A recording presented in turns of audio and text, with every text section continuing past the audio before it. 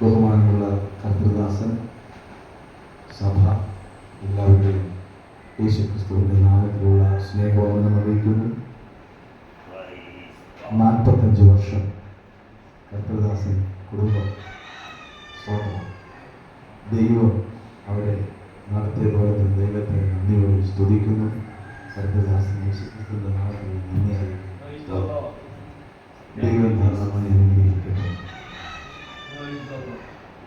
ഒരു കാര്യം, വിശ്വസ്തയോടെ വിശ്വാസത്തോടുകൂടെ നാം ദൈവസന്നിധിയിൽ നിന്നാൽ ദൈവം നമ്മെ നടത്തുവാൻ മതിയായ മനസ്സിലാക്കും. ഹല്ലേലൂയ. ആ വിശ്വസ്തതയാണ് നമുക്ക് ആവശ്യം. കർത്താവിൻ്റെ സന്നിധിയിൽ ഇന്ന് വിശ്വാസം കുറഞ്ഞുകൊണ്ടിരിക്കുന്ന ഒരു കാലഘട്ടമാണ്. ദൈവജനത്തിൻ്റെ ഇടയിൽ തന്നെ വിശ്വാസം കുറഞ്ഞു വന്നുകൊണ്ടിരിക്കുന്നു. സ്തോത്രം. ഇന്ന് രാവിലെ ചില സാക്ഷ്യങ്ങൾ കേൾക്കുവാനിടയുണ്ടായി. അനേകര് ദൈവം ചെറുതായിട്ടൊന്ന് തള്ളി. സ്തോത്രം. എന്നാൽ ആ ദൈവം തന്നെ വീഴാതെ താങ്ങി. സ്തോത്രം. നിങ്ങൾക്ക് എത്ര പേർക്ക് അതിൻ്റെ ആത്മീക അർത്ഥം മനസ്സിലായി എന്ന് എനിക്ക് വിചാരിക്കുന്നില്ല. സ്തോത്രം. എത്ര പേർക്ക് അത് മനസ്സിലായെന്ന് എനിക്കറിയില്ല. സ്തോത്രം. ദൈവം നാം വിശുദ്ധിയോടെ നിന്നാലും തള്ളും. സ്തോത്രം. നമ്മിൽ കുറവുണ്ടെങ്കിലും തള്ളും. ഹല്ലേലൂയ. കാരണം നമ്മൾ പുസ്തകം പഠിക്കുമ്പോൾ ഇയ്യോബ് വളരെ വിശ്വസ്തനായിരുന്നു, വളരെ ഭക്തനായിരുന്നു. ഹല്ലേലൂയ. ഇടംബലം മാറാത്തവനാണ്. സ്തോത്രം. എന്നാൽ ആ ഇയ്യോബിനെ ദൈവം തള്ളി. ഹല്ലേലൂയ. സ്തോത്രം. എന്നാൽ പാപിയായവനെയും ദൈവം തള്ളി. ഹല്ലേലൂയ. സ്തോത്രം. രണ്ടുപേരെയും ദൈവമാണ് തള്ളിയത്, രണ്ടുപേരെയും ദൈവമാണ് താങ്ങിയത്. സ്തോത്രം. ഹല്ലേലൂയ. നമ്മുടെ വിശ്വാസവും നമ്മുടെ ഭക്തിയും ദൈവത്തോട് എത്രത്തോളം നാം മുറുകെ പിടിക്കുന്നു, അവിടെ ദൈവം നമ്മെ നിർത്തുവാൻ മതിയായത്. ഹല്ലേലൂയ. ഈ പകൽ സമയം ഒരു വാക്യം വായിക്കാം. സ്തോത്രം. ഹല്ലേലൂയ. ശമൂവേലിന്റെ പുസ്തകം 10-ാം അധ്യായം അതിന്റെ 1-ാമത്തെ വാക്യം. 1 ശമൂവേൽ 10-ാം അധ്യായം 1-ാമത്തെ വാക്യം.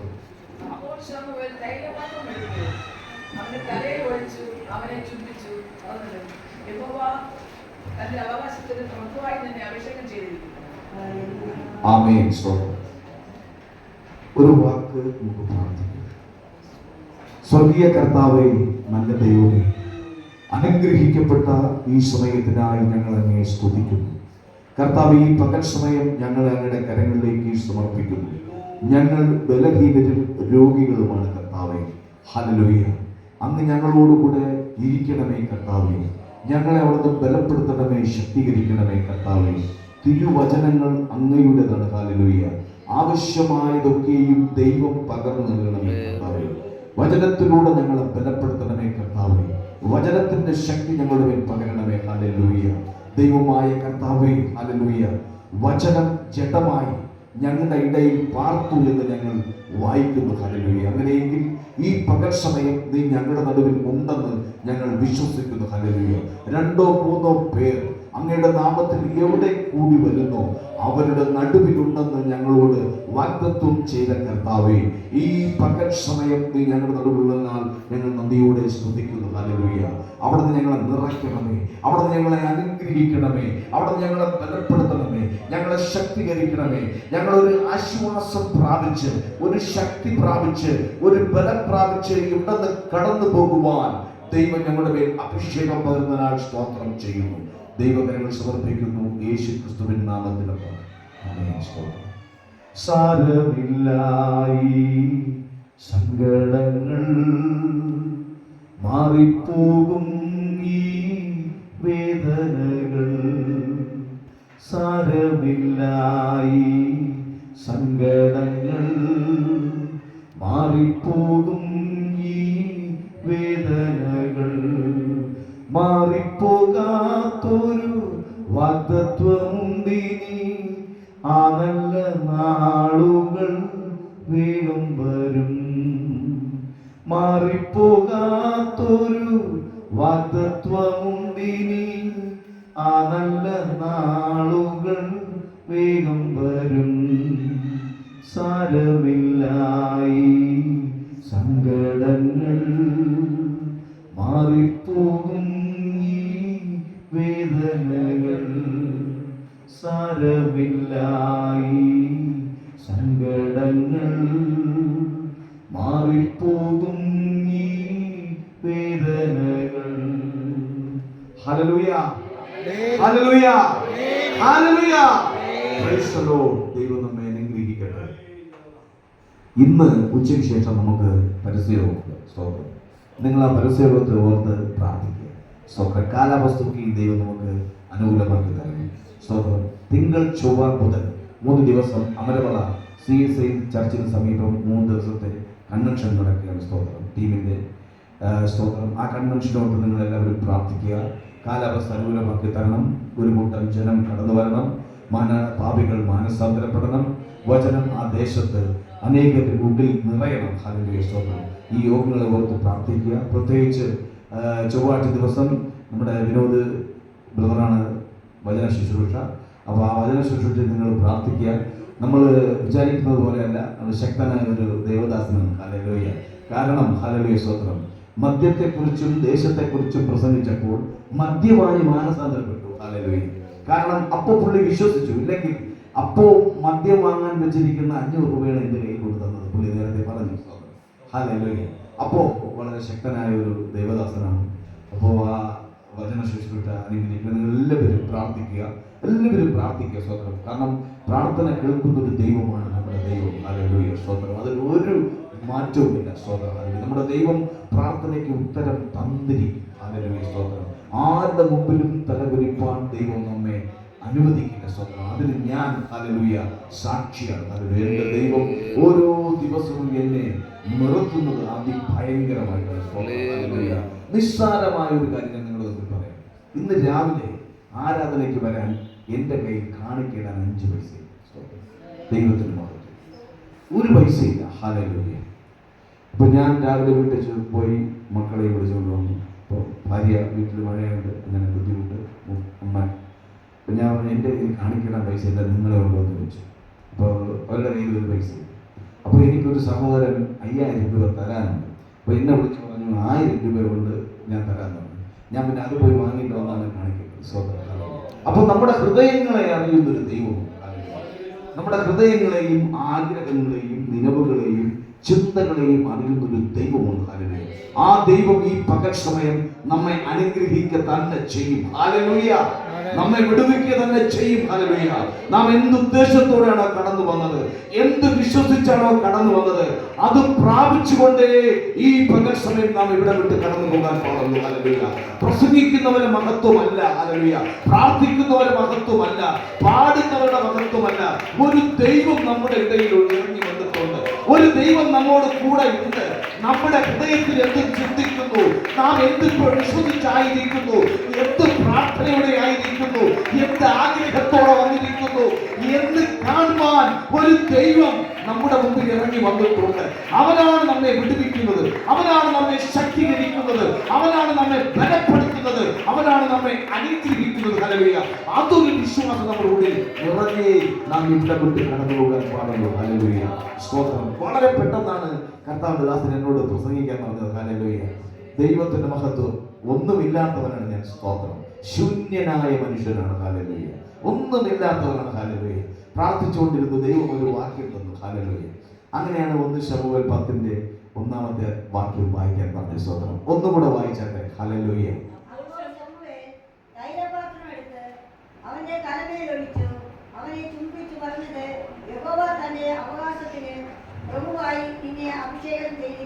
മതി. സ്തോത്രം. ഹല്ലേലൂയ.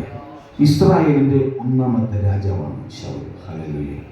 ഈ ശൗലിനെയാണ് ശമൂവേൽ തൈലം കൊണ്ട് അഭിഷേകം ചെയ്യുന്നത്. ഹല്ലേലൂയ. ദൈവത്തിന്റെ മഹത്വം. നമുക്ക് ഇതിന്റെ പശ്ചാത്തലവും ചരിത്രവും ഒക്കെ അറിയാം. നമ്മൾ ഉൽപ്പത്തി പുസ്തകം 10-ാം അധ്യായം മുതൽ അങ്ങോട്ട് പഠിച്ചാൽ ഹല്ലേലൂയ നമുക്ക് വംശങ്ങളെയും പാരമ്പര്യങ്ങളെയും അതിന്റെ ചരിത്രങ്ങളെയും വളരെ വ്യക്തമായി മനസ്സിലാക്കും. ഹല്ലേലൂയ. നമ്മൾ അതങ്ങോട്ട് സമയം കിട്ടുമ്പോൾ വായിച്ചുകൊള്ളുക. ഹല്ലേലൂയ, സ്തോത്രം. ഇവിടെ എൻ്റെ വിഷയം ഹല്ലേലൂയ ഒരു രാജാവിനെ ദൈവം അഭിഷേകം ചെയ്യുന്നതാണ്. ഹല്ലേലൂയ, സ്തോത്രം. നാം ഓരോരുത്തരും ഓരോ രാജാക്കന്മാരാണ്. ഹല്ലേലൂയ. നാം ഓരോരുത്തരും ഒരു രാജാവാകാൻ ദൈവം ആക്കി വെച്ചിരിക്കുന്നവരാണ്. നമ്മിൽ ദൈവം ഓരോ അഭിഷേകം നിറച്ചിട്ടുണ്ട്. ദൈവം നമ്മിൽ ഓരോ അഭിഷേകം ഒഴിച്ചിട്ടുണ്ട്. ഹല്ലേലൂയ. സ്തോത്രം. ഈ അഭിഷേകം എന്തിനു വേണ്ടി ഉള്ളതാണെന്ന് നാം മനസ്സിലാക്കണം. അല്ലേ? ഇന്ന് രാവിലെ വായിച്ചു കേട്ട ലേഖന ഭാഗത്തിൽ ചിലരെ സുവിശേഷകന്മാരായും, ചിലരെ ഉപദേഷ്ടാക്കന്മാരായും, ചിലരെ പ്രാർത്ഥിക്കുന്നവരായും, ചിലരെ പാസ്റ്റർമാരായും, ചിലരെ നിയന്ത്രിക്കുന്നവരായും ഹല്ലേലൂയ ദൈവം നിശ്ചയിച്ചിട്ടുണ്ട്. ഹല്ലേലൂയ. നമ്മെ ഓരോരുത്തരെയും ദൈവം നമുക്ക് ഓരോ ഹല്ലേലൂയ അഭിഷേകം തന്നിരിക്കുകയാണ്. ഹല്ലേലൂയ. ദൈവത്തിന്റെ അഭിഷേകം നമ്മൾ ഇവിടെ പകർന്നിരിക്കുകയാണ്. ശമൂലിന്റെ മേൽ പകർന്ന അഭിഷേകം ഇസ്രായേലിന്റെ രാജാവാകാനാണെങ്കിൽ ഹല്ലേലൂയ ദൈവം ഈ പകൽ സമയം നമുക്ക് പകർന്നു തന്നിരിക്കുന്ന അഭിഷേകം എന്തിനു വേണ്ടിയുള്ളതാണെന്ന് നാം ഇതുവരെയും ദൈവത്തോട് ചോദിച്ചിട്ടുണ്ടോ? ഹല്ലേലൂയ.